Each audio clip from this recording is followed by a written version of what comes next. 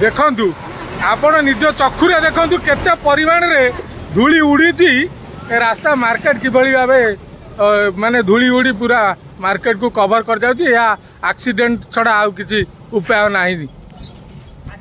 नमस्कार, आज एक गुरुतर समस्या उपरे आमे वर्तमान सफा छक रास्ता पर ठिया हो जाइछु। देखंतु ये हमर एई रास्ताटी 22 किलोमीटर रास्ता पाई 22 कोटी टंका मंजूर होइतेला। आज की 6 मास रु 8 मास हबो, किंतु दुख परितापर विषय आज पर्यंत एई रास्ता काम असंपूर्ण अवस्था रे अछि। आज पर्यंत रास्ता केवल खोला जाइछि, किछि जगह पिचु पड़ी एवं जो नुआ पिचु भी पड़ी किछि जगह उठिबा आरंभ कलानी। ए देखंतु ए रास्ता अधा कोली अधा पांतेरिया करिया फल रे जो दुकान जो ये रास्ता दे जो बड़ बड़ गाड़ी एवं बोलबम सीजन चलछि, श्रावण मास सीजन चलछि, बड़ बड़ ट्रक टू लगे बहुत जानवाहन ये बाटे जीवा आसिया करछि, जहा फल रे पाग टिके सुखिला रहिले रास्ता रे जतले पानी पड़ुनी एठी जो दुकान बाजार अच्छी, जो चाहा दुकान टू लगे खाद्य सामग्री दुकान टू वेराइटी स्टोर टू विभिन्न प्रकार दुकान अच्छी, फल दुकान अच्छी, से दुकान रे एते परिमाण रे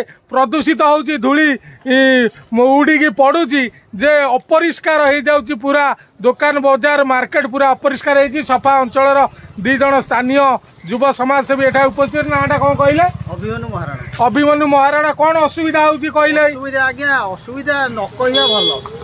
रास्ता तो जहाँ वर्षा पाइका लेट कले काम ठीक अच्छे, आम से एकमत। वर्षा पाइका वर्षा पिचु करें, किंतु जी काम नहीं टिके साधारण ज्ञान दरकार। जे गोटे जदि बड़ गाड़ी सेपटू आउची एपटू बाइक जाऊँगी, जदि स्त्री लोक पछरे बची उड़ुणा आगक टाणुची, जदि पुओ पिला रुमाल धरिकी आखिरे दौची, तार कारण कौन? धूली उड़ुची। आज रिसेंटली अध घंटा घंटाए पूर्वर कथा, जड़े व्यक्ति शिशु मंदिर पिला शिशु मंदिर नहीं आउचंदी, आउ बाइक रे जड़े आउचंदी ढेंकानाल एते जोर धूली उड़िला, जहाँ फल कि 2 जन धक्का हेले। बर्तमान से पिला दीटा किसी है भगवान आशीर्वाद कि गाड़ी भांगी जाइए, तार बर्तमान दायी किए भर? जदि रोड काम कम्प्लीट होता तुम वर्षा पूर्व सारे, जदि न सारे वर्षा पूर्व तुम देख 2 दिन खरा बदल जो धूली उड़ुची तो पानी व्यवस्था करिया कथा ता भी ना। लोक जदि गाड़ी आउची सियाडू आगुरु बाइक वाला ठिया होउचंदी, जदि न ठिया हे ताले धक्का निश्चिंत।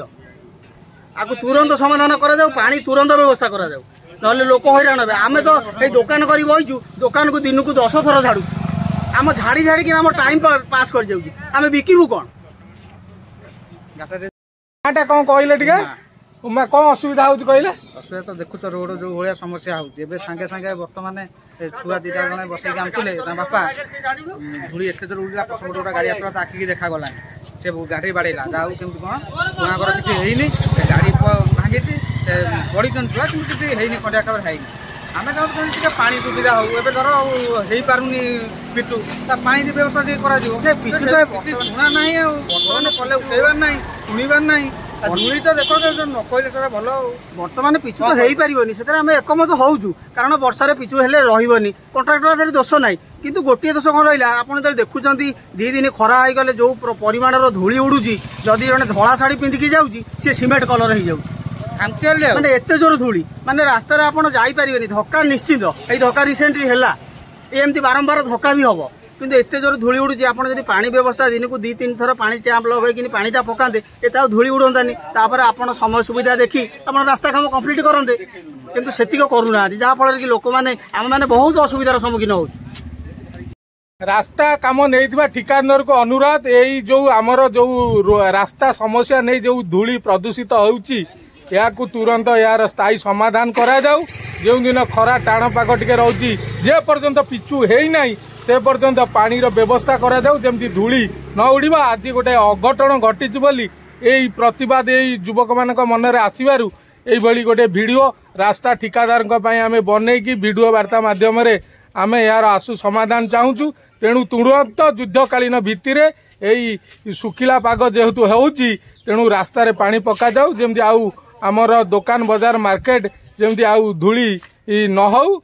एवं एथि सहित ठिकादार को अनुरोध काम रास्ता काम मजबूत हो, एवं जो अधा पांतरिया अवस्था पड़ी ताकू यही कार्य को तुरंत सारिया को अनुरोध। धन्यवाद, नमस्कार।